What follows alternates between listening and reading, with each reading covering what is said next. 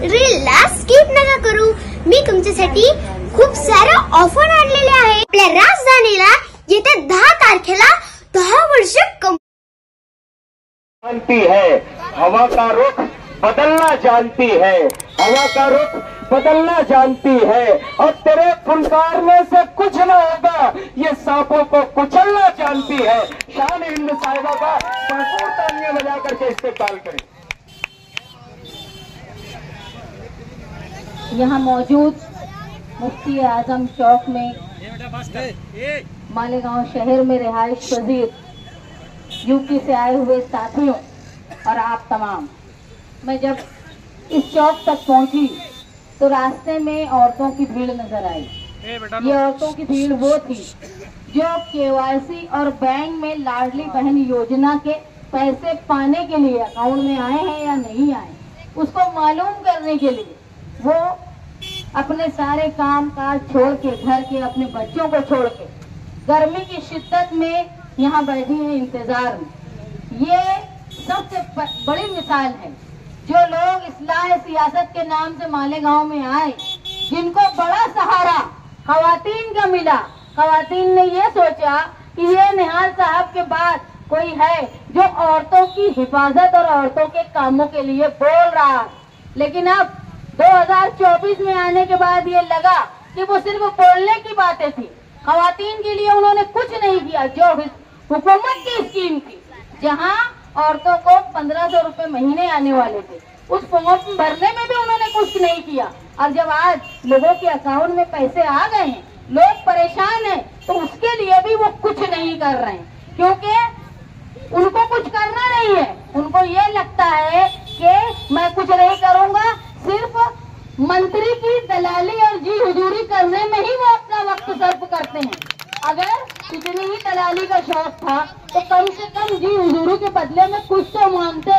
ये तो बोलते कि जैसे तुमने तुम्हारे इलाके की औरतों के लिए केवाईसी आसान कर दिया था, तो हमारे यहाँ भी पर्देदार खवातीन रहती हैं, जिनके छोटे छोटे बच्चे रहते हैं, छोटे मकान में रहते हैं, जो दूर से आए हुए हैं, इस कोने से उस कोने में शहर के आने में उनको अखराजात खर्च होते हैं, अपना घर छोड़ के आना पड़ता है। कम से कम केवाईसी का मामला तो हल कर दो। लेकिन उसमें भी मालेगांव शहर का नुमाइंदा हर मामले की तरह केवाईसी और बैंक के मामले में भी नाकारा ही रहा।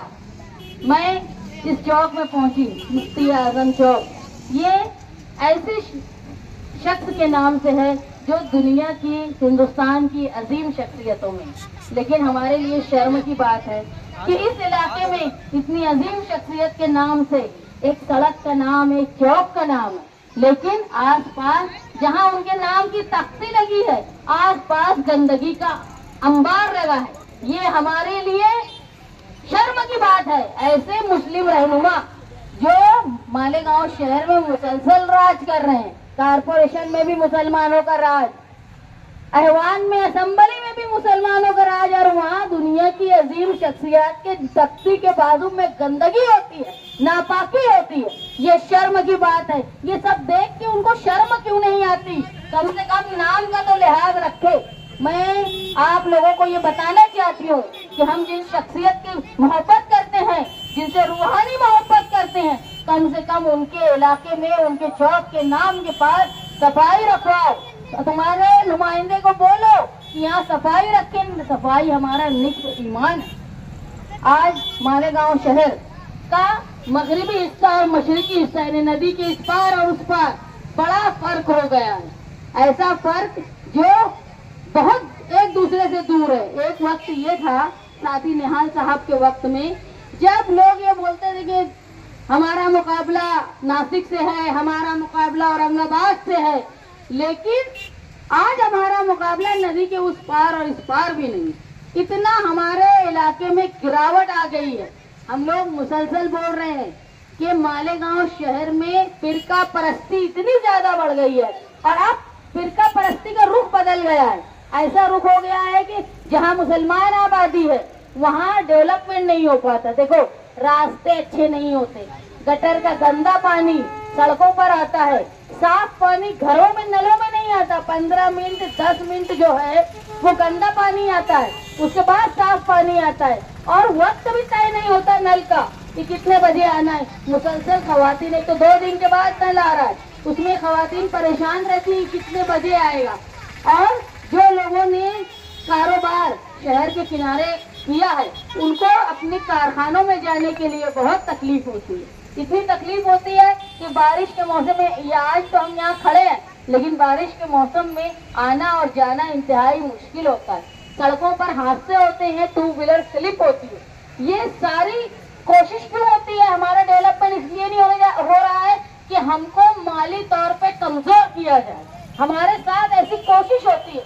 और दुख की बात यह है कि शहर के नुमाइंदे जिनका काम है कि नक्ल हमल रास्ते हमारे लिए अच्छे हो, वो करने की बजाय वो मंत्री की दलाली करते हैं। चाहे वो कारपोरेशन में राज करने वाले लोग हों, जो इख्तियार के लिए मालेगांव शहर का सौदा कर लेते हैं, और उनके हटते ही मालेगांव शहर के नुमाइंदे जो असेंबली में चुन के आते हैं बड़ी बड़ी दाढ़ी बड़ी बड़ी टोपी के साथ, लेकिन वो कभी मुसलमानों का भला नहीं चाहते, उल्टा नदी के उस पार वाले प्रोग्राम में बेशर्मी से इफ्तिताह में खड़े रहते हैं। उनको ये भी नहीं लगता कि मालेगांव शहर का इस इलाके में कितना बुरा हाल है। आज मालेगांव शहर हिंदुस्तान का एक ऐसा शहर है जिसका दिल इतना बड़ा था कि जिसने हिंदुस्तान के दूसरे इलाकों के आए हुए लोगों को अपने सीने में जगह दी।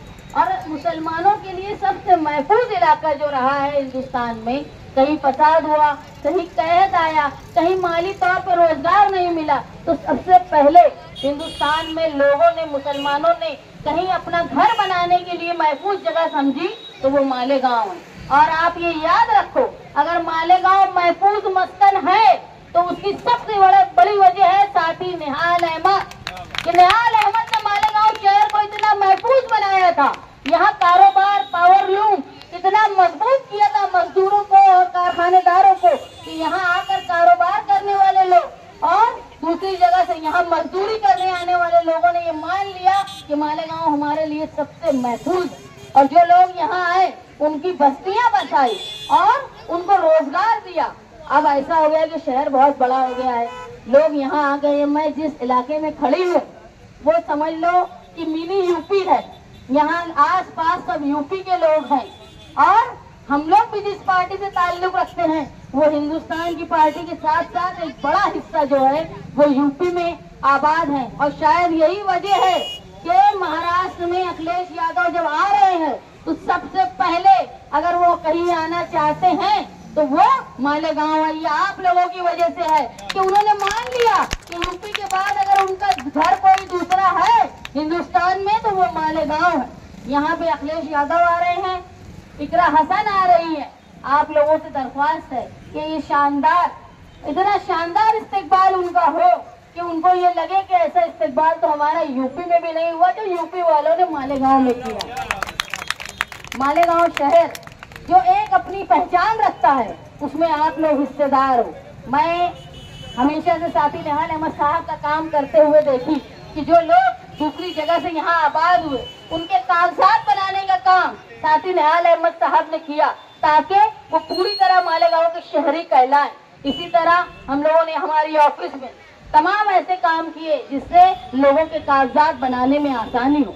आप लोग मालेगांव शहर में आबाद हो, जो लोग नए आए हैं उनको पता नहीं होगा कि साथी निहाल अहमद साहब ने लोगों को 42,000 पीले कार्ड दिए थे।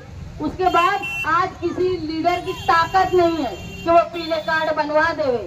और हम लोगों ने इस बात का तहिया किया है कि मालेगांव शहर में जो लोग वाकई तौर पर मुस्तहिक है उनको आने वाले असेंबली इलेक्शन में हमारी जीत के बाद, अपनी जीत के बाद पीले कार्ड का काम, और खास तौर पे वो लोग जो यहाँ आबाद हैं लेकिन लेआउट बिनशेती नहीं है, इसी वजह से कहीं वो नीतीश राणे बोलता है कि लैंड जिहाद का मामला हो रहा है। हम लोग जिस तरह साथी निहाल अहमद साहब गुंठेवार योजना के तहत लोगों को 7 बारे का उतारा, अपने घर का मुकम्मल मालिक होने का सबूत दिया करते थे, वैसे ही हमारा मैनिफेस्टो में सबसे बड़ा और पहला वादा ये है कि जो जहां आबाद है उसको उसके घर का मालिक बनाएंगे।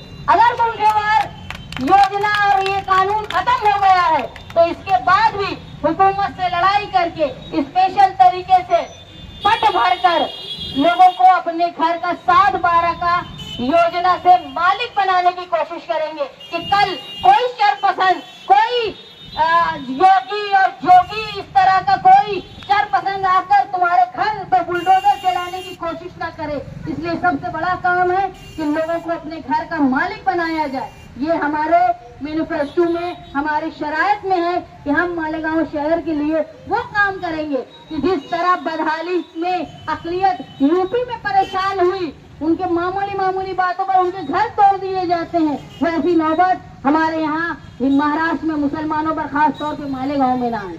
आने वाले वक्त में हम लोग ये कोशिश कर रहे हैं कि जो लोग तालीम हासिल करना चाहते हैं, जो बच्चे तालीम हासिल करना चाहते हैं, उसके लिए तालीम इतनी सस्ती हो कि अच्छी पढ़ाई के लिए जिस तरह हमको प्राइवेट स्कूलों में हजारों रुपए खर्च करने पड़ते, सब लोग ये काबिल नहीं होते। जो लोग यहाँ मजदूरी कर रहे हैं उनके लिए बहुत मुश्किल है कि वो अपने बच्चों को अच्छी तालीम के लिए बड़े स्कूल में भेजे, लेकिन प्राइमरी तालीम जो प्राइमरी तौर पे है उसको अच्छा बेहतर बना दिया जाए ताकि बच्चे बच्चियां अच्छी तालीम हासिल कर पाएं। जो लोग रोजगार करना चाहते हैं, जो लोग थोड़े पढ़े लिखे हैं, उसके बावजूद उनको रोजगार नहीं मिलता, तो हुकूमत के तहत उनको ऐसे पॉलिसी में काम करवाना कि वो अपने आराम से अपने घर की कफालत कर पाए। खास तौर पे खवातीन जो हुनरमंद है और घर बैठ के अपने घर के काम कर वो रोजगार हासिल करना चाहती है, उनके लिए घर बैठे रोजगार का काम करने का काम हम लोग आप लोगों की मदद से करेंगे। आने वाले वक्त में जिस तरह मालेगांव शहर का दबदबा था, जिस तरह साथी निहाल अहमद के नाम से महाराष्ट्र कापा करता था, आज ये हाल हो गया है कि हमारे ऊपर जुल्म भी होता है, केस भी हम पे होता है, पुलिस बिला वजह परेशान भी करती है। तो कानून में रह के कानून को कानून से जवाब देना और अपना हक मांगना, ये कोशिश हम लोग आप लोगों के साथ मिलकर करेंगे कि किसी गुंडे की जो आज लीडर बन गए होंगे नदी के इस पार, मुसलमानों पर आंख उठा के देखने की हिम्मत ना हो, ये कोशिश हम लोग आपके साथ मिलकर करेंगे। आने वाला इलेक्शन न सिर्फ आने वाली नस्लों के मुस्तकबिल को तय करेगा, बल्कि जो आज यहाँ रिहाइश पजीर लोग हैं उनको अपने घर के मालिक बनाने में मुस्तकबिल में क्या होगा ये भी तय करेगा। जो आज गंदा पानी सड़कों पे घूम बहता है, जो आज लोग खराब सड़क के लिए परेशान है, ये सब का जवाब उस देने का काम ये इलेक्शन के बाद हम लोग करेंगे आप लोगों के साथ मिलकर। आने वाली 18 तारीख को अखिलेश यादव साहब जुमे के रोज आ रहे हैं, आप लोगों से दरख्वास्त है कि हम उनका ऐसा इस्तेकबाल करें, इतना शायान शान इस्तेकबाल करें। और वो जो बहन हमारी आ रही है इकरा हसन, जब हुजूर की शान में गुस्ताखी हुई तो सबसे पहले किसी सांसद ने कहा उसके खिलाफ में कि उसके ऊपर केसेस करो, UAPA लगाओ, वो कहने वाली इकरा हसन थी। और उसी का नतीजा था कि वो गिरफ्तार हुए। देख लो, जो मजहब के नाम पे मालेगांव शहर में भी सियासत कर रहे हैं, उन्होंने कोई नेशनल मीडिया में नहीं कहा, वो सिर्फ लोगों में कहते हैं, ऐवान में जहाँ कहने का मौका है वहाँ नहीं कहा, लेकिन इकरा हसन ने कहा और उसका ये रद्द अमल हुआ कि उस मनहूस को पुलिस ने गिरफ्तार किया। ये सेहरा भी समाजवादी और यूपी वालों के ऊपर ही जाता है। आप लोगों ने मेरी बात सुनी, मैं उम्मीद करती हूँ कि आने वाली 18 तारीख को आप लोग बड़ी तादाद में जमा होकर हमारे लीडर का, हमारी बहन का इस्तेकबाल करेंगे और आने वाले इलेक्शन में अपनी मजबूत ताकत बताकर, जिस तरह यूपी में अयोध्या को हराया समाजवादी ने, यूपी में जो लोग पूरे हिंदुस्तान में अयोध्या के नाम से वोट मांगते थे, उन्हीं की अयोध्या में समाजवादी ने हरा दिया, वैसे ही मालेगांव शहर में एक जबरदस्त कामयाबी लेके हम समाजवादी पार्टी का नाम ऊंचा करेंगे। मैं आपसे दरख्वास्त करती हूं। डायमंड कारपेट, हमारे वहाँ कारपेट, करास, हेडलोन, रेलवे वाला कारपेट होलसेल रेट में दिया जाता है। हमारा पता याद रखें, मुस्तफा बंगार बाजार, डायमंड कारपेट।